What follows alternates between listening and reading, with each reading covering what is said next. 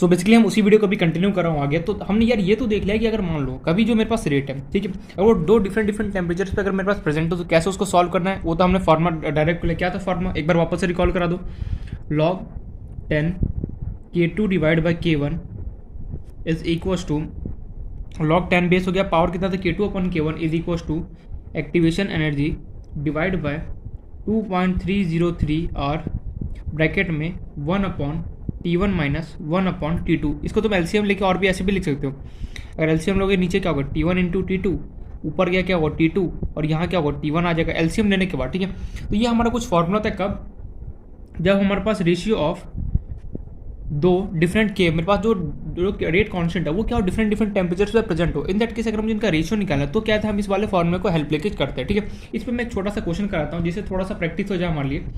तो पहला क्वेश्चन है इस पर, लेट अस से कितना टाइम, चलो ले लेते हैं 27 डिग्री सेल्सियस। मैं क्वेश्चन नहीं लिख रहा हूँ, ठीक है, ऐसे लिख रहा हूँ नॉर्मल तरीके से। टेम्परेचर है 27 डिग्री सेल्सियस एंड तुम्हें रेट कांस्टेंट का वैल्यू कितना गिना 1.5 इंटू 10 की पावर 4 सेकंड। नहीं देखो पूरा क्वेश्चन लिखने में राम कहानी लिखने कोई मतलब नहीं, सिंपल था, मैं शॉर्टकट लिखता हूँ, फटाफट क्वेश्चन सॉल्व हो जाएगा। तो मान लो टेम्परेचर 27 डिग्री सेल्सियस पर रेट कांस्टेंट का वैल्यू तुम्हारे पास गिवन है 1.5 इंटू 10 की पावर 4 सेकंड इनवर्स। दूसरा तुम्हें वही 127 डिग्री सेल्सियस पे जो रेट कांस्टेंट है उसका तुम्हें वैल्यू गिवन है कितना 1.5 इंटू 10 की पावर 5 सेकेंड इनवर्स। तुमसे यहाँ पे किसी ने पूछ लिया find activation energy, find activation energy. वाह भाई साहब क्या क्वेश्चन दे दिया। तुमसे यहाँ पे ये पूछा जा रहा है कि ये क्वेश्चन दे रहा है हमें 27 डिग्री सेल्सियस पे था टेम्परेचर है, तो तुम्हारे पास यहाँ पे रेट कांस्टेंट क्या लोगे दिस। देखो क्वेश्चन एग्जाम में क्या हुआ, क्वेश्चन में लैंग्वेज फॉर्म में देगा, मैं डायरेक्टली इसको दे रहा हूँ कि ब्ला ब्ला दिस दैट लिख के दे देगा, बस तुम्हें वहाँ से इन्फॉर्मेशन क्या हो यही सब इसको कलेक्ट करना पड़ेगा, ठीक है। तो यहाँ पे क्वेश्चन बोल रहा है 27 डिग्री सेल्सियस जब टेम्परेचर है तो मेरे पास रेट कांस्टेंट क्या वैल्यू गिवन दिस। जब मेरे पास 127 डिग्री सेल्सियस टेम्परेचर दिस तो मेरे पास K2 क्या वैल्यू गिवन दिस। अब मुझे यहाँ पे बोला जा रहा है कि भैया ये बता दो मुझे कि इसका एक्टिवेशन एनर्जी कितना हो। यार पहले यार ये समझना ये सवाल किसका है। मैंने ये सोचा कि यार K1 भी है और K2 भी है और दो डिफरेंट टेम्परेचर भी है, इसका मतलब मैं ये समझ सकता हूँ कि जो ये जो क्वेश्चन है ये श्योर किसके बेसिस पे है, ratio of two different rate वाला क्वेश्चन 120%। तो वहीं उसी का कहीं ना कहीं फॉर्मूला लग गया। तो एग्जाम में क्या होता है ना कई बार कि हमें समझ नहीं आता कि यार कौन सा फॉर्मूला में कब स्ट्राइक करना है। उसके लिए देखो क्वेश्चन पढ़ो और सोचो यार ये क्वेश्चन किससे मिलता जुलता है और किसका फॉर्मूला यहाँ पे लगे। तो मेरे को यहाँ पे ये दिख रहा है K1 K2 है, बिल्कुल सही, टेम्परेचर भी अलग अलग डिफरेंट है, मतलब यार जो रेशियो होता है K1 K2 का वो वाला फॉर्मूला 100% लग रहा हो। क्यों, क्योंकि यहाँ पे रेट कांस्टेंट भी डिफरेंट है और टेम्परेचर भी दोनों का डिफरेंट है, तो 120% वही वाला फॉर्मूला लगे। उसका फॉर्मूला क्या होता है log K2 divide by K1 की base 10 equals to activation energy divide by 2.303 R 1 upon T1 minus 1 upon T2। एक एक का वैल्यू यहाँ पे पुट कर दो। लॉग K2 तुम्हें कितना गिवन है 1.5 इंटू 10 की पावर 5 डिवाइड बाय K1 तुम्हें कितना गिवन है 1.5 इंटू 10 की पावर कितना 4, बेस में कितना होगा 10 इक्वल्स टू एक्टिवेशन एनर्जी तुम्हें निकालना है ये एज इट इज 2.303 आर का क्या वैल्यू क्या आता है 8.314 1 अपॉन T1। अब बताओ इसमें से T1 कौन होगा T2 कौन होगा, फटाफट इसमें से कोई भी किसी को भी तुम T1 मान लो और किसी को भी तुम T2 मान लो, अपने ऊपर चॉइस होता है। जिसको T1 T2 मानना चाहो फटाफट मानो, ये है कि जल्दी मानो। चलो ऊपर K1 है तो ये क्या होगा K1 है तो ये T1 होगा, नीचे वाला क्या होगा T2 होगा। हम यहाँ पे सेल्सियस में गिवन है, मुझे हमेशा टेम्परेचर केल्विन में पुट करना पड़ता है। तो मैं यहाँ पे 1/T1 माइनस 1/T2 कैल्सियम ले लूँगा, तो ऊपर क्या लिखूंगा T2 minus T1 divide by T1 into T2। अरे यार इसका एलसीएम ले रहा हूँ 1/T1, मैं यहाँ पर एक बार बता ही देता हूँ एलसीएम कैसे 1/T1 माइनस 1/T2 है, ठीक है। इसका एलसीएम लोगे तो नीचे क्या बचा T1 इंटू T2 हुआ। तो देखो T1 तो इसके पास ऑलरेडी प्रेजेंट है, कौन नहीं प्रेजेंट है T2, मल्टीप्लाई किया माइनस इसके पास T2 तो ऑलरेडी प्रेजेंट है, कौन प्रेजेंट है T1, सिंपली मैंने यहाँ पे कर दिया, दैट्स इट। तो ये एलसीएम हमने लिख किया। अब यहाँ ये क्या होगा T1 हो गया T2 गया, यहाँ पे जो T1 T2 है सेल्सियस में गिवन है, मुझे लेना है किस में होता है टेम्परेचर केल्विन में। तो 27 को केल्विन में कैसे कन्वर्ट करूँगा 273 को एडअप कर दो, कितना होगा 273 प्लस 27 करो कितना होगा 300 केल्विन। T1 आ गया 300 केल्विन, T2 कितना होगा मेरे पास 127 पे 273 अगेन एडअप कर दो कितना हो गया 400। अरे 273 7 plus 3 10 7 plus 2 9 1 10 2 plus 1 3 4 400 kelvin. Simply एक एक का वैल्यू पुट कर दो यहाँ पे। तो वैसे भी यहाँ पे चलो कैंसिल आउट कर लेते हैं, 1.5 से 1.5 नहीं पड़ गया, ऊपर बचेगा 10 की पावर माइनस 10 की इसको मैं ऊपर भेजूंगा। तो मान के चलो ये ऐसे हो गया लॉग 10 की पावर 5, अगर मैं इसको ऊपर भेजूँ कितना हो गया 10 की पावर माइनस 4 हो गया equals to E A divide by 2.303 multiply by 8.314। दो केमिकल कैनेटिक्स का जो क्वेश्चन होता है ना उसमें कैलकुलेशन वाला पार्ट थोड़ा सा ज़्यादा हो जाता है। कैलकुलेशन वाले पार्ट से बचने के लिए क्या तरीका है कि जितना हो सके प्रैक्टिस करो। जितना ज़्यादा प्रैक्टिस करोगे ना उतना ज़्यादा क्या होगा, तुम्हारा कैलकुलेशन वाला जो पार्ट होगा वो क्या होगा, स्ट्रॉन्ग होगा। अदरवाइज क्या होगा, प्रॉब्लम आ सकता है। T2 तुम्हें कितना गिवन है 400 माइनस T1 मुझे कितना गिवन है 300 divide T1 into T2 300 into 400। चलो सॉल्व करते हैं। लॉग कितना हो गया 10 बेस एटलीस्ट दो अगर सेम बेस अगर आपस में प्रेजेंट हो इन दैट की पावर क्या होता है, एडअप होता है 10 5 कितना हो गया -4 as it is equals to E A activation energy 2.303 multiply by 8.314। 400 में से 300 गया कितना होगा 100। 4 इंटू 3 कितना होगा 1200। तो 2 जीरो ने 2 जीरो को निपटा दिया, बचा कितना 1/12। कैलकुलेशन ले दीजिएगा। ये कितना होगा 10 5 माइनस कितना होगा 4। 10 की पावर कितना हो गया मेरे पास 1। एक बात बताओ, लॉग में अगर इस बेस के ऊपर पावर है, पावर के ऊपर भी कुछ आ गया तो क्या, तो आगे आ जाता है तो 1 हो गया। और यहाँ पे बचा क्या लॉग 10 इंटू 10। लॉग अगर दोनों पावर और बेस दोनों का सेम होता है वैल्यू कितना था 1, तो यहाँ पे 1 हो गया equals to EA divide by 2.303 multiply by 8.314। ऊपर क्या बचा मेरे पास 1 मल्टीप्लाई बाय कितना हो गया 12। इन सबको यहाँ पे मल्टीप्लाई कर दो तो EA का जो मेरे पास वैल्यू हो गया वो निकल के आ जाएगा 2.303 मल्टीप्लाई बाय 12 मल्टीप्लाई बाय 8.314। जो भी मल्टीप्लाई करके आंसर आएगा वो क्या होगा, तुम्हारे पास एक्टिवेशन एनर्जी आ जाएगा फटाफट क्विकली। तो इस तरीके से बेसिकली हमें क्या कर लेना मल्टीप्लाई, ठीक है मैं मल्टीप्लाई नहीं कर रहा हूँ। इस तरीके से बेसिकली हम किसी भी क्वेश्चन को सॉल्व कर सकते हैं। कब देखो अब दिमाग में यार ये स्ट्राइक करना चाहिए ना कि कौन सा फॉर्म मुझे कब अप्लाई करना है। तो उसके लिए कैसे सोचोगे, मैं यहाँ पे ये दिमाग लगाऊंगा, रिकॉर्ड हो रहा है बिल्कुल। मैं यहाँ पे ये सोचूंगा, दिमाग में अप्रोच लगाऊंगा यार K1 है और K2 है, बिल्कुल सही। अब K1 K2 है और यहाँ पे मुझे T1 T2 दोनों मुझे यहाँ पे प्रेजेंट है। अब यहाँ से मैं क्या सोच सकता हूँ, अगर मेरे पास K1 T1 टेम्परेचर प्रेजेंट है, K2 T2 टेम्परेचर प्रेजेंट है, मतलब यहाँ पे मुझे एक्टिवेशन एनर्जी निकालना है। कैसे निकालूँ, तो सिंपली मैंने क्या किया K1 अब जो इन दोनों का जो रेशियो वाला जो फॉर्मुला होता है वो मैंने उसको बुलाया, उसी की हेल्प लेके क्या किया मैंने इस क्वेश्चन को सॉल्व किया गया। ये पॉइंट हमें क्लियर। तो इस तरीके से अगर कभी भी क्वेश्चन आए तो पहले ये सोचना कि फॉर्मुला क्या अप्रोच करना है। फॉर्मुला अप्रोच करने के लिए तरीका क्या होगा, पहले उसको देखना समझना कि अच्छा बोल क्या रहा है, क्या क्या डिमांड है उसको देखो। पहले देखना डिमांड क्या है। जैसे बोलते हैं ना वो जो सक्सेसफुल बिजनेसमैन होता है ना क्या करता है, पहले देखता है डिमांड क्या है।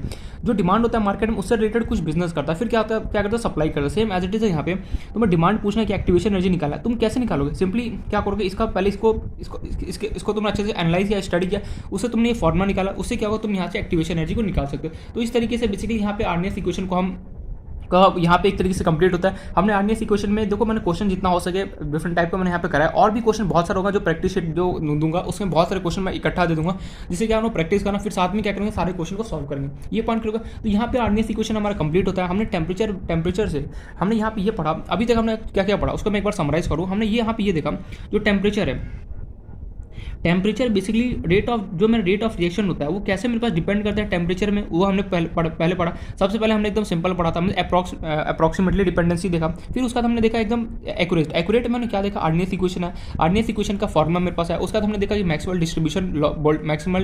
बोल्ट्जमान डिस्ट्रीब्यूशन कर्व है वो स्टडी किया। फिर हमने यहाँ से लॉगरिथम फॉर्म पढ़ा, फिर मैंने कुछ क्वेश्चन करा, फिर हमने रेशियो वाला टॉपिक यहाँ पे देखा। तो आई होप सो जो भी मैंने स्टेप बाय स्टेप पढ़ा है वो कंप्लीट होगा, दिमाग में फिट हो चुका होगा। और फिर भी अगर कहीं प्रॉब्लम हो, देखो यहाँ पे क्या कि तुमने वीडियो देख लिया, वीडियो देखने के बाद अगर तुम सेल्फ स्टडी नहीं करोगे ना, मैं सीरियसली बता रहा हूँ वीडियो का कोई मतलब नहीं। 10 दिन 5 दिन बाद दोबारा जब इसको देखोगे सब कुछ भूल जाओगे, फिर वापस से वीडियो देखना पड़ेगा, तो वीडियो देखने का कोई मतलब नहीं रहा। इसलिए बोल रहा हूँ जो भी पढ़ रहे हो ना कोशिश क्या करो ज़्यादा से ज़्यादा सेल्फ स्टडी टाइम देने का, क्योंकि सेल्फ स्टडी दोगे तभी जाके क्या हो कोई भी चीज़ यहाँ पे समझ में आएगा, अदरवाइज क्या होगा प्रॉब्लम आना स्टार्ट हो सकता है बहुत में। बट अब यहाँ पे क्या हुआ, ठीक है आर्नियस इक्वेशन यहाँ पे कंप्लीट होने वाला था, लेकिन जैसे ही कंप्लीट होने ही वाला था कि यहाँ पे कुछ एक्सेप्शन आ गया, कुछ ऐसे जगह।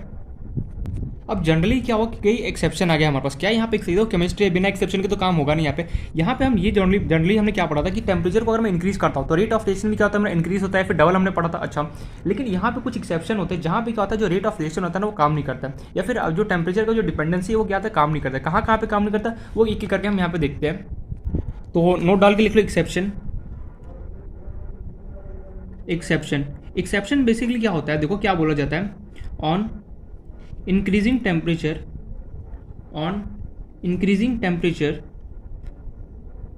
दिखाई दे रहा है, ठीक है मैं ब्लू पेन से लिखता हूँ। ऑन इंक्रीजिंग टेम्परेचर रेट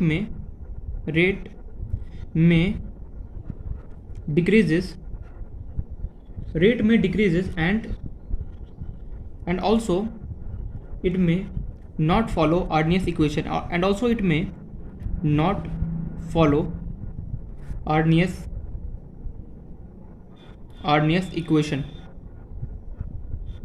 ऐसा देखा गया कुछ एक्सेप्शन के अंदर क्या कि टेम्परेचर जैसे जैसे मैं बढ़ा रहा हूँ तो रेट क्या हो रहा है मेरा डिक्रीज हो रहा है, और ऑल्सो वहाँ पे ये नोटिस किया गया जो आर्नियस इक्वेशन है मेरे पास वो क्या हो रहा है फॉलो नहीं हो रहा है। आर्नियस इक्वेशन क्या है, के इक्वल्स टू ए ई, याद करो माइनस, इतनी जल्दी भूलना नहीं है फॉर्मूले, बहुत काम के फॉर्मूले ये सारे, ये आर टी ये तो नॉर्मल था। इसी को अगर मैं लॉगरिथम फॉर्म में लिखूँ तो क्या होता है फटाफट बताओ, लॉग 10 की पावर के इक्वल्स टू लॉग 10 की power A minus activation energy divide by 2.303 RT। देखो फॉर्मूला तुम्हें लर्न करना पड़ेगा एनी हाउ, जब तक फॉर्मूला लर्न नहीं करोगे क्या होगा, बहुत ज़्यादा यहाँ पे प्रॉब्लम है। इसलिए बोल रहा हूँ कि जितना टाइम्स रिवाइज करोगे ना उतना क्या होगा बेनिफिट, और उतना ही क्या होगा तुम्हें इजीली क्वेश्चन को सॉल्व कर सकते हो। अदरवाइज क्या होगा, देखो फॉर्मूला याद नहीं होगा तो क्या होगा प्रॉब्लम आएगा, और प्रॉब्लम आएगा तो फिर दिमाग खुश लगा यार मुझे तो कुछ चैप्टर आता ही नहीं है, ब्ला ब्ला दिस दैट होता है। इसलिए बोल रहा हूँ कि हमें क्या करना है, जितने फॉर्मूल्स को अच्छे से पढ़ना है, जितने में क्वेश्चन दे उसको जितना हो सके उसको रिवाइज करो एंड कोशिश करो समझने का, ठीक है। तो ये कुछ फॉर्म होता है। अब ये तो समझ आया कि टेम्परेचर इंक्रीज करूंगा तो एक्सेप्शन में क्या होता है रेट मेरे पास डिक्रीज हो, लेकिन कहाँ पे ऐसा होता है। अच्छा सुना होगा, बहुत बार सुना होगा घर पे कि खाना होता है, ठीक है, उसको क्या अगर फ्रिज में रख दो तो क्या होता है जल्दी खराब नहीं होता। क्यों ऐसा सोचा है, क्योंकि देखो जो बाहर अगर रखोगे तो खराब हो जाता है, क्योंकि उसमें बैक्टीरिया लग जाता है, ठीक है, तो खराब हो जाता है। लेकिन वहीं तुम उसको फ्रिज में रख दोगे तो खराब क्यों नहीं होता है, क्योंकि देखो जो फ्रिज में रखते क्या वो टेम्परेचर ठंडा रहता है फ्रिज का, जो कि क्या करता है बैक्टीरिया को वहाँ पर डेवलप नहीं होने देता है, तो वहाँ पर भी ये काम करता है। इसका पहला एग्जाम्पल वही है बैक्टीरियल डिकम्पोजिशन, बैक्टीरियल डिकम्पोजिशन, ठीक है। लेकिन ऐसा देखो हमेशा याद रखना, देखो फ्रिज का कुछ भी खाओ, ठीक है, जैसे मान लो कि तुमने रात को दाल कुछ भी बनाया उसको तुमने फ्रिज में रख दिया, ठीक, खराब नहीं हो, लेकिन फ्रिज से ऐसा बोलो फ्रिज का कुछ भी खाना है तो उसे गर्म करके खाना चाहिए, अदरवाइज नहीं खाना चाहिए, क्योंकि उसमें क्या होता है कि जो फ्रिज का जो आइस का जो लेयर होता है ना साइड में कहीं ना कहीं इफेक्ट हो जाता है, जिसका हमें इफेक्ट पड़ता है बॉडी पर। इसलिए बोला कि फ्रिज का कुछ भी खाओ तो गर्म करके खाना चाहिए। एनीवे जो भी है, तो बैक्टीरियल डिकम्पोजिशन क्या होता है, जैसे मान लो कुछ तुमने यहाँ पे कुछ दाल बनाया, ठीक है, तुमने बनाया, ठीक है, मान लो दिन में दाल बना, ठीक है, वो खा लिया, कुछ बच गया दाल, अब बच गया उसको फेंको तो नहीं, अब क्या उसे फ्रिज में रखो, फ्रिज में नहीं रखो, मान लो कि बाहर रखा तुमने, वो क्या होगा अगले दिन देखो सुबह तो क्या खराब हो जाए। क्यों, क्योंकि बाहर का जो टेम्परेचर है, बाहर का टेम्परेचर है एकदम नॉर्मल एटमॉस्फेयर टेम्परेचर, जिससे क्या होगा कि उस बैक्टीरिया यहाँ पे लग जाए जिससे खराब हो जाएगा। लेकिन इसी को अगर तुम फ्रिज में रख दोगे तो क्या होगा कि जो इसका टेम्परेचर होना चाहिए उससे क्या होगा डाउन चला जाएगा। फ्रिज में क्यों ठंडा रहता है, जिसकी वजह से क्या होगा यहाँ पे बैक्टीरिया जमा नहीं होता है, और क्या होगा वो एज इट इज रहेगा, फिर उसको गर्म कर दो खा लो काम खत्म हो गया। तो इसका बैक्टीरियल डिकम्पोजिशन में कैसे काम करता है, देखो मैं छोटा सा ग्राफ बना रहा हूँ, ठीक है, रेट वर्सेस टेम्परेचर का। बैक्टीरियल डिकम्पोजिशन में होता क्या है कि पहले तो कहाँ गया रेड पेन, कहाँ गया, होल्ड ऑन एक सेकेंड, चलो कोई नहीं ब्लैक से बना देते हैं। हुआ क्या कि पहले तो टेम्परेचर जो रेट क्या था बढ़ रहा था टेम्परेचर के साथ, लेकिन कुछ टाइम बाद क्या हुआ कि वो डाउन हो गया, मीन्स नीचे चला गया। एंड ये क्या उसका टर्निंग पॉइंट है, गॉट माय पॉइंट, मतलब कि पहले जो मान लो पहले तो रेट के साथ टेम्परेचर जैसे बढ़ रहा था रेट इंक्रीज हो रहा था, लेकिन जैसे तुम उसको फ्रिज में रखोगे तो क्या वो ठंडा हो गया, इसकी वजह से क्या होगा कि रेट क्या होगा घटना स्टार्ट हो जाता है। इसलिए बैक्टीरियल डिकम्पोजिशन पहला एग्जाम्पल था इसका। दूसरा यहाँ पे अगर मैं एग्जाम्पल दूँ तो जैसे मान लो ऑक्सीडेशन ऑफ NO, जो NO होता है, कुछ एग्जाम्पल पढ़ लो एग्जाम में, अगर कभी ऑप्शन में आ गया तो काम आ जाता है। NO जो हमारे पास होता है उसका जो ऑक्सीडेशन होता है उसके अंदर भी क्या होता है कि same as it is follow होता है, रेट वर्सेस टेम्परेचर में जो NO होता है बेसिकली। NO का अगर मैं तुम्हें यहाँ पे अगर बना के दिखाऊँ 2NO प्लस O2 कंबाइन होकर तुम्हें सिंपली देता है 2NO2 देता है, जिसका जो ऑक्सीडेशन होता है, ऑक्सीडेशन में ऐसा देखा गया ये भी क्या होता है रेट के जो इसका रेट है टेम्परेचर के साथ क्या होता है घटना स्टार्ट हो जाता है, कुछ इस तरीके से ग्राफ होता है। थर्ड जो होता है उसका इसका एग्जाम्पल, इसका नाम एक्सप्लोशन, बॉम्ब वगैरह का धमाका होता है, जो ब्लास्ट वगैरह होता है वो कैसे होता है उसके पीछे तो ठीक है अलग सा मैकेनिज्म है, न्यूक्लियर केमिस्ट्री में से पढ़ाया जाता है या फिर ठीक है, लेकिन फिर भी मैं बता रहा हूँ इसके एग्जाम्पल में एक्सप्लोजन भी आता है। तो पहले तो रेट वर्सेस टाइम में पहले तो ऐसे बढ़ता है, फिर क्या होता है एकदम स्ट्रेट लाइन हो जाता है। मीन्स एक्सप्लोजन में क्या होता है कि देखो पहले तो बड़ा जैसे जैसे मेरे पास टेम्परेचर बढ़ रहा था, ठीक है, टेम्परेचर है टाइम नहीं टेम्परेचर है, जैसे जैसे टेम्परेचर रेट बढ़ रही, लेकिन कुछ टाइम बाद क्या होता है उसका लिमिट आ जाता है कि ब्लास्ट हो जाता है, मीन्स एकदम स्ट्रेट हो जाता है, ठीक है। तो ये कुछ एग्जाम्पल थे किसके आर्नियस इक्वेशन के, या फिर तुम बोल सकते हो कि टेम्परेचर बढ़ाने पे सिंपली क्या होता है कि इनमें कोई इफेक्ट नहीं होता। इफेक्ट मतलब कि मैं ये बोल सकता हूँ इफेक्ट होने का मतलब यहाँ पे कि टेम्परेचर बढ़ा रहा हूँ, ये क्या होता है जस्ट आप टेम्परेचर बढ़ाऊंगा तो रेट क्या होगा मेरे पास डिक्रीज हो रहा होता है, ठीक है। ये क्या किसका एग्जाम्पल हो गया, आर्नियस इक्वेशन को फॉलो नहीं करते, या फिर कुछ एग्जाम जो या फिर आर्नियस इक्वेशन या फिर ये फॉर्मूला को लोग फॉलो नहीं करते। कौन कौन से एग्जाम्पल है, bacterial decomposition, oxidation of NO और एक एक्सप्लोजन एग्जाम्पल। और भी बहुत सारे एग्जाम्पल होते हैं उससे मुझे नहीं उतना याद नहीं आ रहा है, जितना याद आ रहा था मैंने यहाँ पे नोट डाउन करा दिया। Got my point. तो यहाँ पे एक तरीके से हमारा आर्नियस इक्वेशन पूरा कंप्लीट होता है। क्या हो गया इसको, एक सेकंड, तो यहाँ पे एक तरीके से हमारा ये पूरा एक तरीके से बोलो कि अपना जो केमिकल काइनेटिक्स है उसमें मोस्टली हमारा सारा टॉपिक कंप्लीट हो चुका है। बस एक टॉपिक बचा जिसका नाम है मैकेनिज्म ऑफ रिएक्शन, वो हमें यहाँ पे पढ़ना है, ठीक है। तो अब हम देखेंगे बेसिकली क्या मैकेनिज्म ऑफ रिएक्शन स्टार्ट करने वाले। मैकेनिज्म मतलब जैसे कोई हाउस है, हाउस बनने के लिए क्या होता है, पहले हम पिलर करता है, फिर पहले क्या होता है जो बेस तैयार होता है, फिर बेस तैयार हो गया, फिर ऊपर पिलर बनता है, pillar blah blah this that करके हमारा हाउस बनता है। सेम एज इट इज हम देखेंगे कि कैसे कोई रिएक्शन ऐसे डायरेक्टली बन के नहीं आ जाता, ठीक है। उसमें बहुत सारे स्टेप होते हैं, वो कंबाइन होकर धीरे धीरे छोटे छोटे सिंपल स्टेप होता है, उसके बाद एक कंप्लीट रिएक्शन हमारे पास तैयार होता है। वो हम यहाँ पे भी पढ़ने वाले, ठीक है। तो स्टार्ट करते हैं नया टॉपिक जिसका नाम है मैकेनिज्म ऑफ रिएक्शन। पूरा थ्योरेटिकल है, बस दिमाग लगाना होगा, समझना होगा, काम निपट जाएगा। सो नेक्स्ट जो हमारा टॉपिक है जिसका नाम है मैकेनिज्म ऑफ रिएक्शन। क्या नाम है इसका? मैकेनिज्म ऑफ रिएक्शन, ठीक है। मैकेनिज्म ऑफ रिएक्शन यहां पे हम सबसे पहले देखेंगे, तो स्टार्ट करते हैं टॉपिक अपना। On the basis of mechanism, on the basis of, दिखाई दे रहा ना? बिल्कुल। On the basis of mechanism, अरे यार स्पेलिंग बार बार कर लिखता हूं। On the basis of mechanism we have two types of reaction, we have two types of reaction. इन लोगों ने ये बोला कि भैया मैकेनिज्म के हिसाब से तुम्हारे पास दो टाइप के रिएक्शन होते हैं। अच्छा, पहला कौन सा? वही सिंगल स्टेप, सिंगल, या फिर सिंगल को हम क्या बोलते हैं? एलिमेंट्री बोलते हैं, एलिमेंट्री। या फिर इन सबका मीनिंग तो यार सिंपल ही है, सिंगल स्टेप, ठीक है। Single step reaction. एंड दूसरा क्या होता है? कॉम्प्लेक्स रिएक्शन होता है, कॉम्प्लेक्स रिएक्शन। इसी को क्या बोलते हैं? Multi step reaction. क्या बोलते हैं इसको? Multi step reaction. अच्छा, मतलब कि मैकेनिज्म के हिसाब से हमारे पास क्या होता है? दो टाइप की क्या होता है, कोई रिएक्शन होता है। कौन कौन से? एक तो सिंगल जो एक लाइन में फटाफट कंप्लीट, और एक क्या होता है? कॉम्प्लेक्स मतलब क्या होता है? बहुत सारा उसे टाइम प्रोसेस लगता है, बाकी कुछ प्रोडक्ट बने क्या होगा, बहुत सारे स्टेप लेता है, फिर जाके क्या होता है? प्रोडक्ट बनता है। ये पॉइंट हमें क्लियर है यहाँ पे।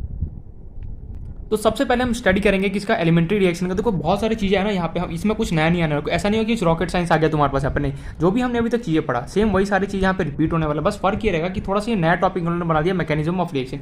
यहाँ पे हम ये सीखेंगे कैसे कोई रिएक्शन तैयार होता है, ठीक है। तो सबसे पहले हम बात करेंगे ऐसे रिएक्शन जो सिंगल टाइप रिएक्शन का, उनकी वो उसका कैसा मैकेनिज्म है, उसका फिर हम चलेंगे कॉम्प्लेक्स रिएक्शन की तरफ। Got my point? तो स्टार्ट करो, पहले अपना हेडिंग डालो, सिंगल स्टेप रिएक्शन या फिर एलिमेंट्री रिएक्शन भी डाल सकते हो, ठीक है। तो सबसे पहले हम पढ़ेंगे देखो सिंगल स्टेप रिएक्शन के बारे में क्या होता है, पूरा डिटेल में मैकेनिज्म देखेंगे, फिर चलेंगे क्या कॉम्प्लेक्स रिएक्शन। देखो कुछ भी ऐसा नहीं होता, बस हम इतना यहाँ पे सीखना होता है मैकेनिज्म ऑफ रिएक्शन में कि कोई रिएक्शन है वो कैसे बेसिकली तैयार होता है, ठीक है। बस उसके बारे में हमें डिटेल में पढ़ना होता है, बाकी इसमें कुछ भी नहीं है।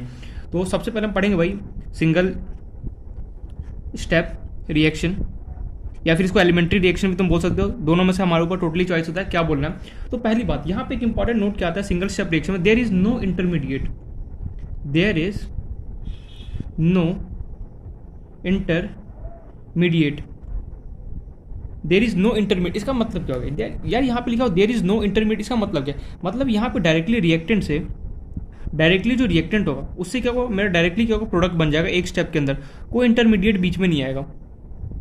यार ये there is no intermediate repeat कर, ये इंटरमीडिएट होता क्या? मतलब कि इंटरमीडिएट मतलब जैसे मान लो रिएक्टेंट से प्रोडक्ट बनने में जो बीच में आप बाधा आते, मतलब कि बीच में ना प्रॉब्लम्स आते हैं, उसको यहाँ पे बोला जाता है इंटरमीडिएट। मतलब कि रिएक्टेंट से सिंगल स्टेप में ऐसा देखा गया है कि रिएक्टेंट से प्रोडक्ट जो बनना होता है यूँ चुटकियों में बन जाता है, कोई बीच में नहीं आता, उसे चुपचाप आराम से क्या होता है, रिएक्टेंट से प्रोडक्ट में इजीली कन्वर्ट हो जाता है, उसे यहाँ पे इंटरमीडिएट बोला जाता है, नो डाउट, ठीक है। ये पॉइंट क्लियर है यहाँ पे क्या हो कैमरा को, तो इसे हम इंटरमीडिएट बोलते हैं। अब जो हमने अभी तक पढ़ा, ठीक है, वही सारी चीज़ यहाँ पे अगेन हमें पढ़ने वाले हैं। यहाँ पे कोई ऐसा नया डिफरेंस नहीं आएगा, बस जो हमने अभी तक पढ़ा उसी को एक बार वापस से रिकॉल हमें करना होगा। पहला स्टेप तो ये हो गया, सिंगल स्टेप रिएक्शन में कोई इंटरमीडिएट नहीं होता, डायरेक्टली रिएक्टेंट से प्रोडक्ट बन जाता है। अच्छा, कैसे बनते हैं? उसके लिए हमें ग्राफ बनाना पड़ेगा, वही एनर्जी वर्सेस रिएक्शन कोऑर्डिनेट का, रिएक्शन कोऑर्डिनेट। बस यहाँ पे एक टर्म हमें अच्छे से पता होना चाहिए जिसका नाम है एक्टिवेशन एनर्जी। एक्टिवेशन एनर्जी यहाँ पे बहुत खेलेगा, ठीक है। एक्टिवेशन एनर्जी का और अच्छे से डिटेल में पता होना चाहिए, मॉलिक्युलरिटी कैसे निकाला जाता है वो पता होना चाहिए, और रेट ऑफ रिएक्शन कैसे लिखते हैं, एंड ऑर्डर। ये चार टर्म अगर अच्छे से पता है तो क्या हो, कोई भी प्रॉब्लम यहाँ पे हमें नहीं आएगा, इजीली क्वेश्चन को हम टैकल कर सकते हैं। तो यहाँ पे लेटर से मेरे पास रिएक्टेंट है एंड यहाँ वही प्रोडक्ट, यहाँ से मान लो माउंटेन बड़ा प्रोडक्ट। इस पॉइंट को हम क्या बोलते हैं, ट्रांजिशन स्टेट, शॉर्ट फॉर्म लिख दो TS, ट्रांजिशन स्टेट। अच्छा, यहाँ पे एक्टिवेशन एनर्जी बताओ कहाँ से कहाँ तक होगा मेरा, एक्टिवेशन जो एनर्जी वो कहाँ से कहाँ तक होगा, मुझे इतना जाना है। एक्टिवेशन एनर्जी क्या होता है, ट्रांजिशन स्टेट से लेके जो रिएक्टेंट है वहाँ तक की एनर्जी को हम क्या बोलते हैं, एक्टिवेशन एनर्जी। बहुत ज़्यादा इंपॉर्टेंट है। मतलब यार जो एक्टिवेशन एनर्जी होता है वो कहाँ से होता है, मैं ऑलरेडी ये सब डिस्कस कर चुका हूँ, वापस एक बार रिकॉल कर रहा हूँ। एक्टिवेशन जो एनर्जी होता है वो रिएक्टेंट से ट्रांजिशन स्टेट तक जो एनर्जी होता है बेसिकली उसे हम क्या बोलते हैं, एक्टिवेशन एनर्जी बोला जाता है। मतलब कि रिएक्टेंट ये रहा और ट्रांजिशन स्टेट क्या रहा, इस यहाँ से लेके इनके बीच में जो गैप है इसी एनर्जी को हम क्या बोलते हैं, एक्टिवेशन एनर्जी बोलते हैं। मैं वापस से लिख देता हूँ अगर भूल गया तो, एक्टिवेशन एनर्जी। अब यहाँ पे सिंपल हुआ, बहुत सारे रिएक्टेंट को मैं लेके आऊँगा, ठीक है, बहुत सारे रिएक्टेंट को लेके और उनको क्या किया, वो आपस में कोलाइड करेंगे, जो इफेक्टिवली कोलाइड करेंगे, साइमल्टेनियसली एंड इफेक्टिवली कोलाइड करेंगे। इफेक्टिव कोलाइड होने के लिए दो कंडीशन है, एक तो उनके बीच में एनर्जी बैरियर एंड दूसरा orientation, mean head to head आपस में टकराएंगे और उन जिसके पास उतना एनर्जी होगा जो यहाँ इस पॉइंट तक पहुँच सके, और वो जो इस पॉइंट तक पहुँच पाएगा वो क्या होगा, प्रोडक्ट बनाएगा, जो नहीं पहुँच पाएगा उसका प्रोडक्ट नहीं बनेगा। इस तरीके से क्या होता है, सिंगल स्टेप हमारा रिएक्शन क्या होता है, इन्वॉल्व होता है। अच्छा कैसे होता है, जैसे मान लो बुक में आयोडीन का एग्जांपल दे रखा, मैं यहाँ पे A2B2 लिख देता हूँ, चलो ठीक है मैं भी लिख देता हूँ आयोडीन का ही, क्या फर्क पड़ता है, H2 प्लस I2, ये I है, ठीक है, H2 प्लस I2 कंबाइन होकर हमें दे रहा था 2HI दे रहा है, ठीक है। मैं A2 प्लस B2 देता हूँ, एक ही जगह तुम कुछ भी यहाँ पे पुट कर सकते हो, ठीक है। बुक वाले ने आयोडीन का एग्जांपल दे रखा है, ठीक है, कोई नहीं। अब कैसे बनता है देखो, जो ये क्या हाइड्रोजन है, जो हाइड्रोजन का बॉन्ड है वो आपस में क्या होता है, ऐसे टूटता है, एंड जो आयोडीन है, आयोडीन का बॉन्ड क्या होता है, आपस में ऐसे टूटता है, फिर ये दोनों क्या होता है, आपस में मिक्स होकर क्या होता है, हमें इस तरीके प्रोडक्ट में बनता है। मतलब कि जो हाइड्रोजन है धीरे धीरे ऐसे टूटता है और फिर क्या होता है, आयोडीन है वो धीरे धीरे आपस में टूटता है, फिर दोनों कंबाइन होकर क्या होता है, हमें 2HI हमें मिल जाता है। इस तरीके से बेसिकली क्या होता है, कंपाउंड फॉर्म होता है। अच्छा ये पॉइंट क्लियर हो गया। तो यार ये समझ में आ गया, सिंगल स्टेप रिएक्शन में कोई इंटरमीडिएट नहीं होता है, रिएक्शन से डायरेक्टली प्रोडक्ट में कन्वर्ट हो जाता है। कैसे होता है, रिएक्टेंट से पहले ट्रांजिशन स्टेट में जाएगा, ट्रांजिशन स्टेट का जिसके पास कैपेबिलिटी होगा, मींस कैपेसिटी होगा, वो क्या होगा, डायरेक्टली कन्वर्ट हो जाएगा किसके अंदर, प्रोडक्ट के अंदर कन्वर्ट हो जाता है। एक्टिवेशन एनर्जी क्या होता है, रिएक्टेंट से ट्रांजिशन स्टेट के बीच में जो एनर्जी लेवल होता है उसे हम क्या बोलते हैं, एक्टिवेशन एनर्जी बोला जाता है। ये पॉइंट तक तो कोई डाउट नहीं है, बिल्कुल नहीं। क्या तुम सिंगल स्टेप रिएक्शन के रेट रिएक्शन लिख सकते हो, मॉलिक्युलरिटी लिख सकते हो, बिल्कुल लिख सकते हो। क्यों, ये सब हम ऑलरेडी पढ़ के आ चुके हैं। चलो एक बार मैं रिवाइज कर देता हूँ। जैसे ए से प्रोडक्ट बना, ठीक है, नोट में होना चाहिए वैसे ये सब कुछ हम ए से प्रोडक्ट बना। इसका कोई बोले रेट लिखने के लिए, क्या लिखो, रेट इक्वल्स टू के ए की पावर, क्या होगा, ए की पावर क्या होगा, जो एक यहाँ पे जो रिएक्टेंट है उसका क्वेश्चन कितना है 1, दैट्स इट, खत्म। इसका ऑर्डर कितना होगा, अगेन 1 होगा। कोई पूछे मॉलिक्युलरिटी कितना होगा, इसका फटाफट बताओ, इसका मॉलिक्युलरिटी कितना होगा, 1 होगा। कितने यहाँ पे रिएक्टेड मॉलिक्यूल्स है, एक है, तो क्या होगा, मॉलिक्युलरिटी कितना होगा, 1 आ गया। तो मतलब कि यहाँ पे जितने भी सिंगल स्टेप रिएक्शन, उसका खास बात क्या होता है, हमेशा हमें पता है कि हम जब रेट लिखते हैं तो रेट में के ए की पावर एक्स इंटू बी की, अगर बी होता है तो बी की पावर एक्स और वाई की जगह हमें क्या होता है, उसका स्टियोमेट्रिक क्वेश्चन होता है, वो हमें यहाँ पे पुट करना पड़ता है। अच्छा यार यहाँ तो कोई डाउट, यहाँ तो कोई डाउट। एक और एग्जाम्पल देख लो, जैसे मान लो ए प्लस बी से कुछ प्रोडक्ट बन रहा है, किसी ने पूछा इसका रेट बताओ क्या होगा, तो आर इक्वल टू क्या लिखो, के ए की पावर एक्स का क्वेश्चन कितना है 1, बी के बार क्या होता है वाई की जगह क्या लिखो, बी के क्वेश्चन कितना है 1, खत्म, आ गया रेट। क्यों, क्योंकि हमें ये पता है कि ये सारे रिएक्शन कैसे एलिमेंट्री रिएक्शन है। सिंगल स्टेप रिएक्शन के बारे में बात करें तो सिंगल स्टेप रिएक्शन में जो हम रेट लिखते हैं ए और बी की जगह, ए और बी में जो एक्स और वाई होता है उसकी जगह मुझे क्या होता है, स्टियोमेट्रिक क्वेश्चन पुट करना पड़ता है। कोई ऑर्डर पूछे, ऑर्डर क्या होता है, ऑर्डर होता है एन इक्वल टू क्या होता है, एक्स प्लस वाई होता है। एक्स कितना मुझे गिनो 1, वाई मुझे कितना गिनो 1, 1 प्लस 1 कितना होगा 2, खत्म कहानी। मॉलिक्युलरिटी क्या होता है, नंबर ऑफ रिएक्टेड मॉलिक्यूल्स कितना, ए का 1 है, बी का 1 है, 1 प्लस 1 कितना होगा 2, खत्म कहानी। जिसका मॉलिक्युलरिटी 1 होता है उसमें बोलते हैं यूनिमॉलिक्युलर, जिसका 2 होता है उसमें क्या होता है, बायोमॉलिक्युलर, जिसका 3 होता है उसमें क्या होता है, ट्राइमॉलिक्युलर बोला जाता है। इस तरीके से क्या होता है, सिंगल स्टेप रिएक्शन होता है। मैं यहाँ पे पूरा डिटेल में नहीं जा रहा, क्यों, क्योंकि हम ये सारा जो भी हमने अभी तक पढ़ा उसी चीज़ को मैं क्या कर रहा हूँ, वापस यहाँ पे रिपीट कर रहा हूँ, किसके नाम से, मैकेनिज्म ऑफ रिएक्शन के नाम पे। लेकिन हाँ जब हम कॉम्प्लेक्स रिएक्शन पढ़ेंगे उसके अंदर थोड़ा सा क्या वो डिफरेंट आएगा, वो हम उस टाइम देखेंगे, ठीक है। एक और एग्जाम्पल हो जाए, चलो एक और एग्जाम्पल मैं दे देता हूँ। जैसे मान लो, ठीक है, एक एग्जांपल ले लेते हैं, चलो एक और, a प्लस 2b से मान लो कुछ प्रोडक्ट बन रहा है, ठीक है, प्रोडक्ट बन ए से a प्लस 2b से मान लो कुछ प्रोडक्ट बन रहा है, ठीक है। कोई पूछे तो इसका रेट बताओ क्या होगा, वही एलिमेंट्री सिंगल स्टेप रेट क्या लिखोगे, के ए की पावर ए की जगह क्या लिखो, एक्स की जगह क्या लिखो, कोएफिशिएंट कितना 1 इंटू बी की पावर क्या था वाई की जगह क्या लिखो, बी का क्वेश्चन कितना है 2। कोई पूछे ऑर्डर बताओ क्या होगा, 2 प्लस 1 कितना होगा 3 होगा। कोई पूछे मॉलिक्युलरिटी बताओ कितना होगा, नंबर ऑफ रिएक्टेड मॉलिक्यूल्स कितना है, ए का 1, बी का कितना 2, 1 प्लस 2 कितना होगा 3, खत्म कहानी। इस तरीके से लिख सकते हो। मतलब यार कि जो हमने अभी तक पढ़ा वही क्या है, जो सिंगल स्टेप रिएक्शन में कुछ यहाँ पे रॉकेट साइंस नहीं होगा, तुमसे रेट ऑफ रिएक्शन पूछ सकता है, ऑर्डर पूछ सकता है, या फिर मॉलिक्युलरिटी पूछ सकता है, इससे ज़्यादा कुछ भी नहीं पूछेगा। ये पॉइंट हमें क्लियर। बस यहाँ पे ध्यान क्या रखना, जो मॉलिक्युलरिटी है वो हमें पता है ऑलरेडी कि 3 से कभी भी ज़्यादा नहीं हो सकता, 3 से हमेशा क्या हो, कम ही होगा। ये पॉइंट हमें क्लियर। तो इस तरीके से क्या होता है कि जो हमारा फर्स्ट ऑर्डर रिएक्शन होता है, या फिर सॉरी सिंगल स्टेप जो रिएक्शन होता है उसका इस तरीके से कुछ मैकेनिज्म होता है। देखो मैकेनिज्म में हमें कुछ नहीं होता है, बस 3 काम करना होता है। हमें रेट लिखना पड़ता है, ऑर्डर और मॉलिक्युलरिटी, ठीक है। अगर सिंगल स्टेप रिएक्शन होगा तो हम कैसे लिखें, हम ऑलरेडी डिस्कस कर चुके हैं। अगर कॉम्प्लेक्स रिएक्शन आ गया तो कैसे लिखेंगे, बस वो हमें यहाँ पे देखना होता है। गॉट माय पॉइंट, ये पॉइंट हमें क्लियर है। अब देखते हैं, तो इस तरीके से सिंगल स्टेप रिएक्शन का हमने पूरा मैकेनिज्म देख लिया। कुछ था नहीं इसमें, बस जो हमने पढ़ा उसी को मैं यहाँ पे रिवाइज कर रहा हूँ एक तरीके से। अब चलते हैं नेक्स्ट जो हमारा टॉपिक है, जिसका नाम है कॉम्प्लेक्स रिएक्शन। ये थोड़ा सा हमारे लिए इंपॉर्टेंट है, कॉम्प्लेक्स रिएक्शन, या फिर हम इसे मल्टी स्टेप भी बोलते हैं, मतलब कि जिसका रिएक्शन होगा ना वो कुछ बहुत सारे स्टेप में कंबाइन होकर बनता है। पहले कुछ पॉइंट्स लिखो, स्टार्टिंग करो, ठीक है, मेरे साथ पॉइंट लिखना स्टार्ट करो। पहला जो पॉइंट है, सच रिएक्शन या फिर ऐसे लिखो complex reaction, sorry short form में यहाँ पे लिख रहा हूँ, complex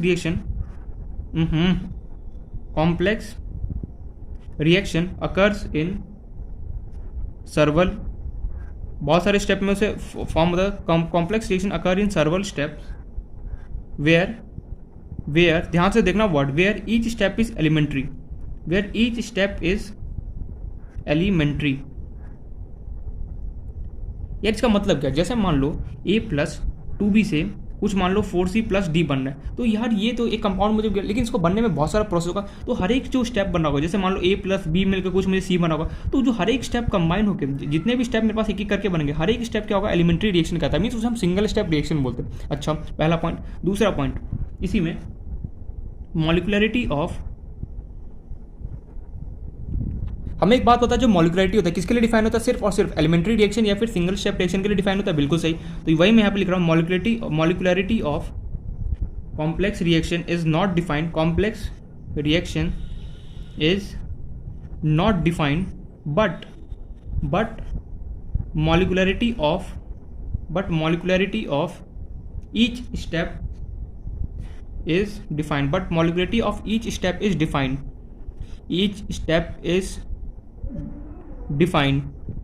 molecularity of each step is different. इसका मतलब है, जैसे मान लो, ठीक है, जैसे चाय बना दो, चाय बनाने के हम सिंपली क्या करते हैं, मैं स्टेप भूल गया, ठीक है, पहले हम लेटेस्ट है कि पानी बॉईल करते हैं, ठीक है, पानी बॉईल करते हैं तो पहला स्टेप हुआ। दूसरे स्टेप में हम क्या करते हैं, टी लीफ यहाँ पे मिक्स करते हैं, मतलब एक एक स्टेप करके हम यहाँ पे कंप्लीट करते हैं ना। जब तो वैसे ही सेम यहाँ पे होता है। देखो जब चाय बन के आता है एकदम मिक्स पूरा बन के आता है, उसमें तो ये नहीं दिखाता अच्छा पहले मैंने ये पानी रखा, फिर दूध रखा, फिर टी लीफ रखा, ब्ला ब्ला दिस दैट, ऐसा कुछ हमें दिखाई नहीं देता है। वैसे ही क्या होता है, जो कॉम्प्लेक्स कंपाउंड होता है वो क्या होता है, हर एक स्टेप में बनता है। तो जो पहला स्टेप, दूसरा स्टेप, तीसरा, हर एक स्टेप का मैं मॉलिकुलरिटी निकाल सकता हूँ, लेकिन जो कंबाइन होकर जो मेरे पास एक प्रोडक्ट बनता है उसका मैं मॉलिकुलरिटी नहीं निकाल सकता हूँ।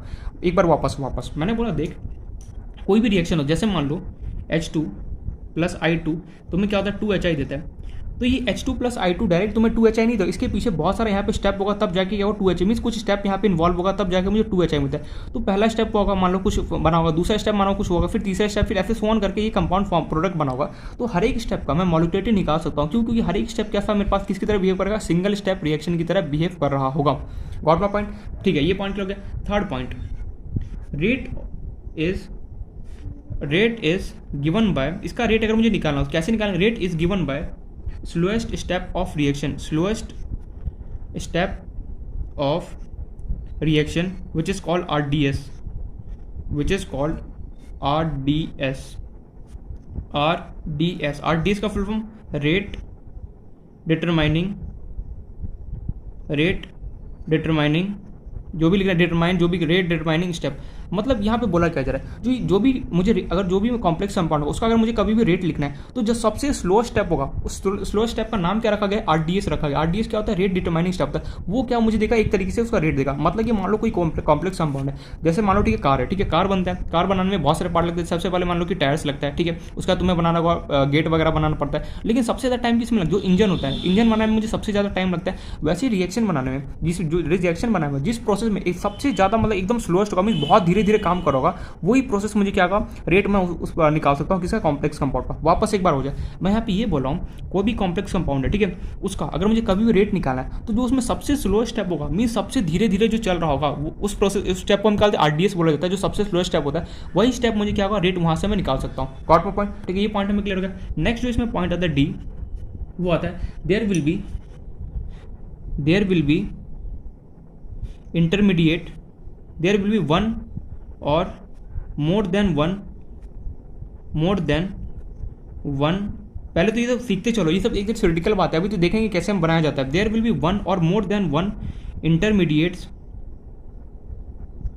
In complex reaction. मतलब कि कॉम्प्लेक्स रिएक्शन में या तो एक इंटरमीडिएट या फिर एक से ज़्यादा भी इंटरमीडिएट तुम्हें बीच में मिल सकता है। मतलब कि कॉम्प्लेक्स रिएक्शन जो मैं प्रोडक्ट बना रहा हूँ उसके बीच में मान लो कोई ना कोई रुकावट आएगा, जैसे कोई कैटलिस्ट आ गया, कोई कभी रिएक्शन को फास्ट कराए, कभी स्लो कराए, कुछ भी, मतलब कि बीच में ऐसा मतलब कि स्टॉप करने वाला कोई ना कोई, या फिर परेशान या फिर कुछ भी करने वाला तुम्हें मिल ही जाएगा किसी में, कॉम्प्लेक्स रिएक्शन के अंदर, नो डाउट। फिफ्थ जो लास्ट जो पॉइंट है इसका, वो बहुत इंपॉर्टेंट इसमें, intermediate should not participate in rate law. Intermediate should not appear in rate law, बहुत बहुत ज़्यादा इंपॉर्टेंट स्टेप है। पूरे यहाँ पे जो मैंने लिखा है उसमें सबसे ज़्यादा इंपॉर्टेंट ये, intermediate should not appear in rate law. इसके आगे वेरी वेरी इंपॉर्टेंट कर दो, ठीक है, स्टार जो मन करे बना सकते हो। मतलब जो भी इंटरमीडिएट आएगा, कॉम्प्लेक्स रिएक्शन जो फॉर्म हो रहा है उसके बीच में जो भी मेरे पास इंटरमीडिएट आएगा उसको मैं कभी भी रेट लॉ लिखते हो तो काउंट नहीं करूँगा। वापस मान ले जैसे H2 प्लस I2 क्या होता है 2HI मुझे दे रहा है, तो ये जो जितने भी स्टेप होगा अगर उसके बीच में कोई भी इंटरमीडिएट आता है, आना तो श्योर है 100 या तो एक इंटरमीडिएट बीच में आएगा ही आएगा, या फिर मैं मान लो एक से ज़्यादा भी आ सकता है। जैसे ट्रेन होता है, ट्रेन चलता है उसमें बीच में क्या होता है, टीसी आता है, हमें टिकट चेक करने। कई बार क्या होता है एक ही टीसी आता है जो टिकट के चेक करके चला जाता है, लेकिन कई बार क्या होता है 2-3 ऐसे आ जाते हैं। वैसे ही यहाँ पे सेम है, जो रिएक्शन है, reaction complete H2 plus I2 अगर मान लो कुछ भी, मान लो कोई भी रिएक्शन जो कुछ प्रोडक्ट दे रहा होगा, अगर वो कॉम्प्लेक्स कंपाउंड होगा या फिर कॉम्प्लेक्स रिएक्शन होगा तो उसके शॉर्ट 100-120 उसके बीच में इंटरमीडिएट तो आएगा। तो उस इंटरमीडिएट को कभी भी मुझे रिएक्शन में काउंट नहीं करना है, फिर रिएक्शन में नहीं लिखना है। Got my point? ये पॉइंट हमेशा दिमाग में फिट कर लेना। कॉम्प्लेक्स रिएक्शन में कोई भी इंटरमीडिएट अगर मेरे पास प्रेजेंट होता है तो मैं कभी भी रिएक्शन में जब मैं रेट लॉ लिख रहा हूँ उसके अंदर मैं कभी भी काउंट नहीं करूंगा। याद रहेगा पॉइंट, याद होना चाहिए, ठीक है। मैं रेट लॉ ऑफ रिएक्शन आगे लिख लो, rate law of reaction. Rate law of reaction अगर मैं कभी भी लिखता हूँ तो उसके अंदर इंटरमीडिएट का जो भी होगा, इंटरमीडिएट जो भी आएगा उसको मैं कभी भी काउंट नहीं करूँगा, ठीक है। ये स्टेप समझ में आ गया। अब तो ये तो यार कुछ बेसिक बातें था जो इंपॉर्टेंट पॉइंट्स है जो हमें अच्छे से पता होना चाहिए। कॉम्प्लेक्स रिएक्शन आगे पढ़े उससे पहले ये कुछ स्टेप्स था जो मैंने लिखा था जो हमें अच्छे से पता होना चाहिए। अच्छा क्या होता है रेट डिटरमाइनिंग स्टेप, क्या होता है RDS बोले तो जो सबसे स्लोएस्ट स्टेप होता है रिएक्शन की तरफ, मतलब कि जो सबसे धीरे चल रहा होगा उस वही स्टेप क्या होगा, मुझे रेट दे रहा होता है। RDS मतलब कि सबसे स्लो स्टेप, ठीक है। जैसे चाय बनाने में सबसे स्लो स्टेप क्या होता है, अब पानी का बॉयल होना। पानी बॉयल एक बार हो गया तो क्या होता है, फटाफट काम हो जाता है। तो पानी बॉयल करना क्या होगा मेरे पास सबसे एक तरीके से RDS स्टेप होगा, वही मुझे क्या होगा, रेट मुझे क्या होगा दे रहा होगा किसी कॉम्प्लेक्स रिएक्शन का। Got point? ये कुछ स्टेप्स था जो हमें अच्छे से पता होना चाहिए। एक बार पढ़ लो इसको और दिमाग में फिट कर लो। अब हम चलते हैं देखते हैं कि कैसे रियलिटी में कॉम्प्लेक्स रिएक्शन फॉर्म होता है, ठीक है। देखो ध्यान समझना इसको ग्राफ को, ठीक है। मैं ग्राफ प्लॉट कर रहा हूँ किसका, कॉम्प्लेक्स रिएक्शन का। एकदम हाथ पाँव एकदम ये नहीं फुला लेना, ठीक है। आराम से ध्यान से फुल कंसंट्रेट के साथ यहाँ पे समझने की कोशिश करना इस टॉपिक को। आसान है बट थोड़ा समझना पड़ेगा यहाँ पे, और हो सके तो 1-2 पेन साथ में निकाल लो, ठीक है। मीन्स 2 एक्स्ट्रा पेन ले लो, एक तो ब्लू ले लो, एक ब्लैक ले लो, और एक और अगर कोई कलर का पेन है तो उसको भी साथ में रख लो, और थोड़ा सा नीट एंड क्लीन बनाना, ठीक है, ताकि समझ में आए। मैं यहाँ पे बस जर्नल बता रहा हूँ, ऊपर भी लिख भी लो जर्नल, अगर लिखना चाहो तो journal graph of complex reaction. अगर कोई कॉम्प्लेक्स रिएक्शन है उसका मैं जनरल बस बता रहा हूँ ग्राफ कैसा होता है। देखो एनर्जी, और यहाँ पे वही रिएक्शन ऑफ, रिएक्शन कोऑर्डिनेट लिख दो सबसे बेस्ट, रिएक्शन कोऑर्डिनेट। ध्यान से ग्राफ प्लॉट करना, पहले ही बोल रहा हूँ। ये रहा रिएक्टेंट, मान लो कुछ ये रहा रिएक्टेंट, ठीक है। और प्रोडक्ट मेरे पास मान लो ये रहा प्रोडक्ट। सिंगल स्टेप तो है नहीं कि एक ही स्टेप में सीधा पहुंच जाएगा। या कॉम्प्लेक्स रिएक्शन मतलब कि कुछ स्टेप यहाँ पे कंप्लीट करना पड़ेगा फिर जाके यहाँ पे पहुंचेगा। तो कैसे इसका ग्राफ बनता है ध्यान से देखना। ये चला चला चला माउंटेन ड्यू, एक पहाड़, ध्यान से देखते चलो।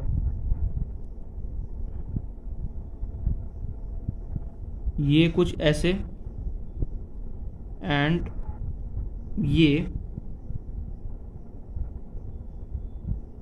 ये कुछ ऐसे। मान लो कोई कॉम्प्लेक्स रिएक्शन था, ठीक है। कॉम्प्लेक्स रिएक्शन का जो ग्राफ होता है ना वो हमेशा जैसे सिंगल स्टेप रिएक्शन में क्या होता है, एक ही स्टेप में बन जाता है डायरेक्ट, ये रिएक्टेंट था यहाँ प्रोडक्ट बन जाता है। बट यहाँ पे कॉम्प्लेक्स रिएक्शन में ऐसा नहीं होता। कॉम्प्लेक्स में रिएक्शन से प्रोडक्ट बनने के लिए क्या होता है, कुछ हमारे पास इस तरीके से तुम्हें यहाँ पे मैंने 3 बना, मन में सर इससे 3 ही माउंटेन क्यों है, मेरा मन करे मैं 4 बनाऊँ। मैंने तू 4 बना, 10 बना, 15 बना, कोई फर्क नहीं पड़ता, बस मैं बता रहा हूँ जनरल। तो सबका ग्राफ क्या होगा, माउंटेन कोई ज़्यादा ऊपर होगा कोई नीचे होगा। कॉम्प्लेक्स रिएक्शन में ग्राफ किस तरीके से बनता है पहले समझो। तुम्हें ग्राफ अगर कभी भी रिएक्टेंट से प्रोडक्ट के बनाना है तो देखो हमेशा माउंटेन ही बनेगा, नो डाउट, ये तो याद रखना। क्या वो कोई माउंटेन ज़्यादा होगा, किसी का कम होगा, किसी का ज़्यादा होगा, किसी का कम होगा, सोन ऐसे चलता रहता है। ये पॉइंट हमें क्लियर है मन में। अब देखो इसका ग्राफ कैसे यहाँ पे कैसे मैं करूँगा, मैं तुमसे जो पूछूँ वो बताते रहना, ठीक है। लेटर से रिएक्टेंट से मान लो ये यहाँ तक आया, इसको नाम दिया मैंने ए, फिर यहाँ से कुछ हुआ, मान लो कि कुछ पहले बी, मतलब कि 2 स्टेप में बन रहा है। पहले रिएक्टेंट से ए बना, फिर ए से बी बना, फिर बी से क्या करा प्रोडक्ट, कुछ भी यहाँ पे तुम नाम दे सकते हो।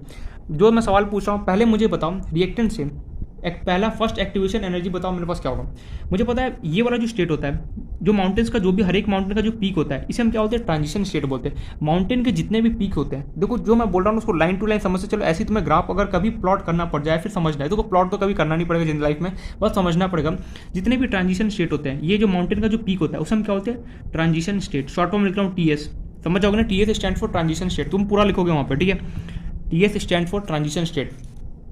तो जितने भी माउंटेन्स के पीक होते हैं उसे हम क्या होता है, उसको ट्रांजिशन स्टेट होता है। मतलब कि जो रिएक्टेंट है वो चलता है टुडुक यहाँ पर ट्रांजिशन स्टेट पे आया, फिर उसके पास कुछ रिएक्टेंट मॉलिक्यूल्स के पास एकदम इफेक्टिव कोलिजन हुआ, जिसका क्या हुआ कि एनर्जी यहाँ तक पहुंच गई। अब क्या हुआ कि यहाँ से धीरे धीरे धीरे डाउन हुआ, फिर कुछ प्रोडक्ट बना, ठीक है, फिर यहाँ से वापस चलना स्टार्ट किया, यहाँ पहुंचा, फिर यहाँ वापस से डाउन डाउन डाउन, फिर कुछ प्रोडक्ट बना, फिर धीरे धीरे धीरे धीरे यहाँ पहुंचा, फिर फाइनली जो मुझे प्रोडक्ट चाहिए था वो बना। मतलब कि धीरे स्लो स्टेप बाय स्टेप बोलते हैं ना, ऐसे स्टेप बाय स्टेप क्या हुआ, प्रोसेस हुआ। प्रोसेस होने के बाद क्या एक तरीके से वेव होता है, वेव कैसे ऐसे प्रोडक्ट कोई ऊंचा फिर कोई छोटा ऐसे चलता है। वैसे ही सेम रिएक्टेंट से कॉम्प्लेक्स रिएक्शन से प्रोडक्ट पहुंचने में कुछ क्या होता है, हमारे पास माउंटेन बनता है, किसी का ज़्यादा माउंटेन, किसी का कम माउंटेन, किसी का ज़्यादा। मतलब यहाँ पे 3 लेने का क्यों मकसद है, यहाँ पे 3 लो 4 लो 5 लो, मैं कितना भी माउंटेन बना सकता हूँ, बट मैं बस जनरल समझाने के लिए मैंने 3 लिया।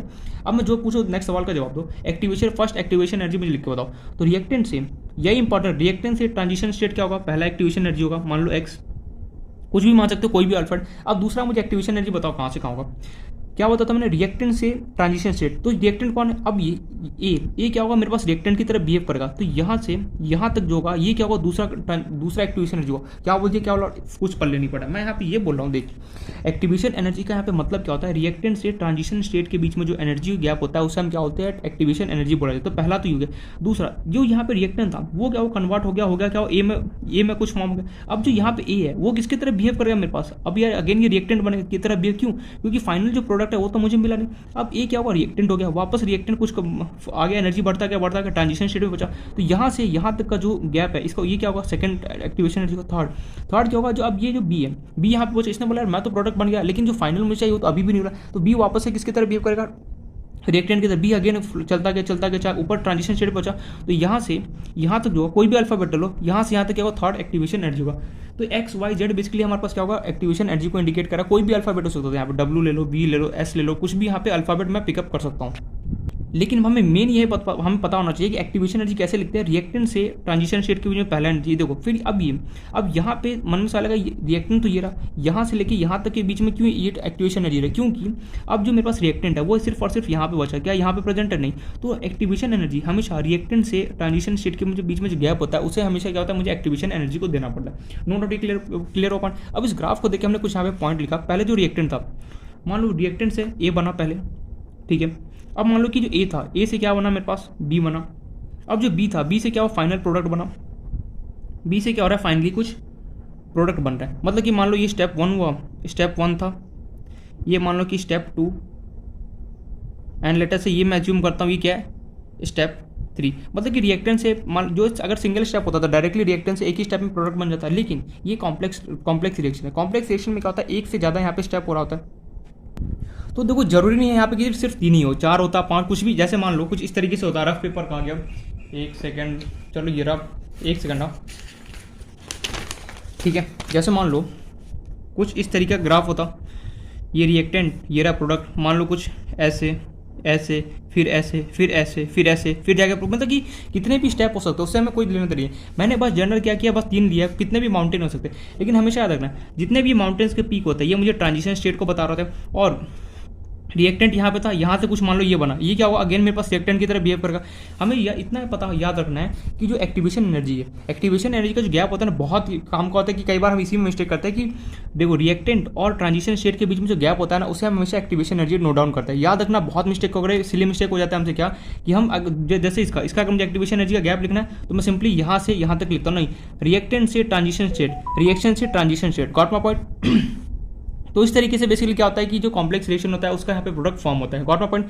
इसका नाम दीजिए स्टेप 1, स्टेप 2, स्टेप 3 दे दिए। अब यहाँ पे सवाल ये आया, अब मुझे इसका मान लो इस ग्राफ को देख के मुझे रेट लिखना है। अब मैं रेट कैसे लिखूंगा, तो रेट को हमें कौन बताता है, याद करो इंपॉर्टेंट पॉइंट बताता है हमने। रेट जो होता है वो मुझे कौन बताता है, जो आरडीएस स्टेप होता है वो मुझे क्या होता है, रेट बता रहा होता है। लेकिन मुझे इसमें से कैसे पता चला कि आरडीएस स्टेप कौन है, उसी को आइडेंटिफाई करने के लिए हम क्या करेंगे, किसका हेल्प करेंगे, एक्टिवेशन एनर्जी को लिखेंगे। तो यहाँ पे तुम क्वेश्चन के तौर पर भी लिख सकते हो या फिर नोट डाल के कि for finding the rate we take help from activation energy. हम एक्टिवेशन एनर्जी से पूछेंगे भैया मुझे ये बताओ इसमें सबसे स्लोएस्ट स्टेप कौन है, एक्टिवेशन एनर्जी। जैसे मान लो कि कोई क्लास होता है, ठीक है, कोई क्लास होता है कि उसमें बहुत सारे स्टूडेंट होता है, तो उसको क्या होता है, एक मॉनिटर दिया जाता है, जो कि क्या मतलब कि मॉनिटर होता है जो पूरे क्लास को रिस्पॉन्सिबल करता है। वो क्या करता है, जो भी यहाँ पे प्रॉब्लम होता है क्लास को, क्या टीचर को डिलीवर करता है। सेम एज इट इज क्या होगा कि यहाँ पे एक्टिवेशन एनर्जी क्या होगा, एक तरीके से मॉनिटर की तरह काम करा होगा। मैं इससे पूछूंगा ये बता, जैसे मान लो कि टीचर हो तुमने पूछा ये से एक्टिवेशन एनर्जी से ये क्वेश्चन किया, मुझे ये बता इन तीनों में से या फिर जो भी यहाँ पे ग्राफ गिवन है उसमें से आरडीएस स्टेप कौन सा है। तो आरडीएस स्टेप एक्टिवेशन एनर्जी कैसे देगा, तो देखना ध्यान से कैसे देता है। एक्टिवेशन एनर्जी ने बोला ना थ्योरेटिकल टॉपिक है, समझने वाला टॉपिक, इसलिए हाथ पांव फुलना नहीं, आराम आराम समझ से चलो, इसलिए मैं एकदम स्लो समझा रहा हूँ। एक्टिवेशन एनर्जी ने क्या बोला, देखो सबसे ज़्यादा यहाँ पे एक्टिवेशन एनर्जी किसका है, नॉर्मली दिमाग से भी पता चल जाएगा, जिसका सबसे ज़्यादा लेंथ वो क्या होगा, सबसे ज़्यादा एक्टिवेशन एनर्जी, मतलब कि मुझे दिख रहा है जो स्टेप 1 है उसका सबसे ज़्यादा एक्टिवेशन एनर्जी है। फिर उससे कम, सबसे कम किसका है, देखो अगर मैं यहाँ पे एक्टिवेशन एनर्जी कंपेयर करना चाहूँ तो किसका सबसे ज़्यादा, किसका स्टेप 1 का है, स्टेप 1 का है। फिर किसका बोल सकता हूँ, जो ये वाला इसका ज़्यादा है, देखो इसका पीक क्या है मेरे पास ज़्यादा है। फिर सबसे कम किसका है, स्टेप 2 का है। स्टेप 1 का सबसे ज़्यादा, फिर कौन किसका है, स्टेप 3 का सबसे ज़्यादा। फिर किसका सबसे लास्ट में किसका एक्टिवेशन एनर्जी कम है, स्टेप 2 का। मतलब कि एक्टिवेशन एनर्जी हमें कैसे बताए कि आरडीएस स्टेप कौन सा है, उसके लिए क्या करो, जिसका सबसे ज़्यादा, पहले तो एक्टिवेशन एनर्जी का एक तरीके से ऑर्डर लिख लो, सबसे ज़्यादा किसका है स्टेप 1, फिर किसका है स्टेप 3 का एक्टिवेशन एनर्जी, फिर सबसे लास्ट में कौन है ये स्टेप 3 का। जितने भी प्रेजेंट होंगे उन सबका क्या करो, एक्टिवेशन एनर्जी का ऑर्डर लिख दो। अब यहाँ पे देखो आरडीएस स्टेप मुझे पता करना है कि कौन है, तो आरडीएस स्टेप पता करने के लिए हमें क्या करना होता है, जिसका सबसे ज़्यादा एक्टिवेशन एनर्जी ज़्यादा वही क्या होगा, सबसे स्लो स्टेप हो, क्या बोला क्या बोला क्या बोला, जिसका सबसे ज़्यादा एक्टिवेशन एनर्जी ज़्यादा, जिसका सबसे ज़्यादा एक्टिवेशन एनर्जी होगा वही क्या होगा मेरे पास आरडीएस स्टेप का। क्यों, क्योंकि देखो कॉमन सेंस सोचो ना, इसको साला रिएक्टेंट को बहुत बहुत बहुत टाइम लग रहा है यहाँ तक पहुँचने में, बहुत ज़्यादा एनर्जी लगाना पड़ा। ये देखो खट से पहुँच गया यहाँ पे, ये देखो उससे कम खट से पहुँच गया, मतलब जिसका एक्टिवेशन एनर्जी ज़्यादा रहता है उसको साला बहुत ज़्यादा एनर्जी लगाना पड़ता है। और जिसका मान लो जिसका इसका है ए से ट्रांजिशन स्टेट में पहुँचना, देखो इसका बहुत कम सा पी, क्यों ये खट से पहुँच गया यहाँ पे। जैसे बी है, बी भी कम, बी क्या होगा कि जो फर्स्ट वाला है इससे तो कम में ही पहुँच होगा। तो मतलब कि यहाँ पे ये बोलना चाहते, तो आरडीएस स्टेप कौन होगा, जिसका सबसे ज़्यादा एक्टिवेशन एनर्जी वही क्या होगा मेरे पास, क्या होगा आरडीएस स्टेप का लगा। लिख भी लो यहाँ पे नोट डाल के, जिसका सबसे ज़्यादा एक्टिवेशन एनर्जी, जिसका सबसे ज़्यादा एक्टिवेशन एनर्जी,